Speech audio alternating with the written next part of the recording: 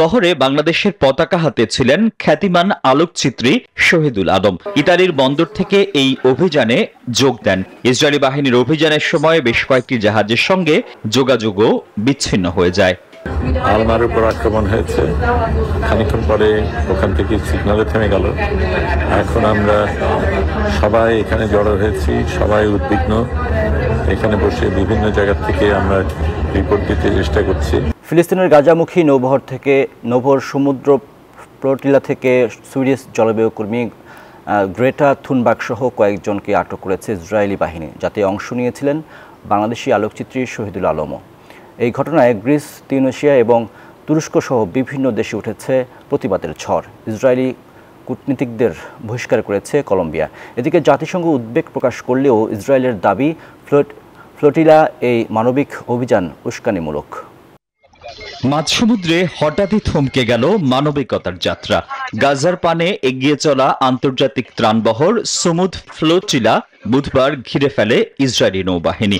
এরপরেই জাহাজ থেকে আটক করা হয় সুইডিশ জলবায়ু কর্মী গ্রেটা থুনবার্গ সহ বেশ কয়েকজন আন্তর্জাতিক অধিকার কর্মীকে।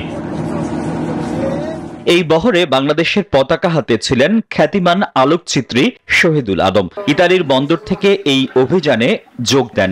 ইসরায়েলি বাহিনীর অভিযানের সময় বেশ কয়েকটি জাহাজের সঙ্গে যোগাযোগও বিচ্ছিন্ন হয়ে যায়।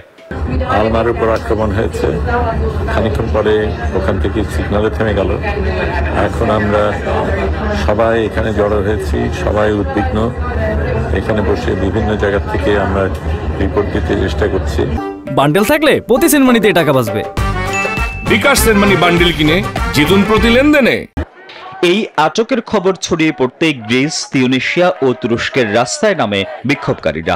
ফিলিস্তিনের সমর্থনে স্লোগানে উত্তাল হয়ে ওঠে এথেন্স থেকে ইস্তাম্বুল। আর্জেন্টিনা, ইতালি সহ বিশ্বের আরও বহু দেশে অনুষ্ঠিত হয়েছে বিক্ষোভ। এই ঘটনার জেরে ইসরায়েলি কূটনীতিকদের দেশ থেকে বহিষ্কার করেছে কলম্বিয়া। জাতিসংঘ এই ঘটনায় উদ্বেগ প্রকাশ করে বলেছে, তারা পরিস্থিতির উপর নজর রাখছে এবং চায় না কেউ আহত হোক।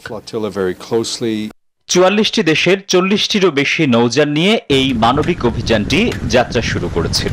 তবে এই অভিযান উড়িয়ে দিয়ে ইসরায়েলের দাবি, এই ফ্লোটিলা কোনো মানবিক অভিযান নয়, বরং পুরোটাই একটি পরিকল্পিত উস্কানি। Desk report, news 24।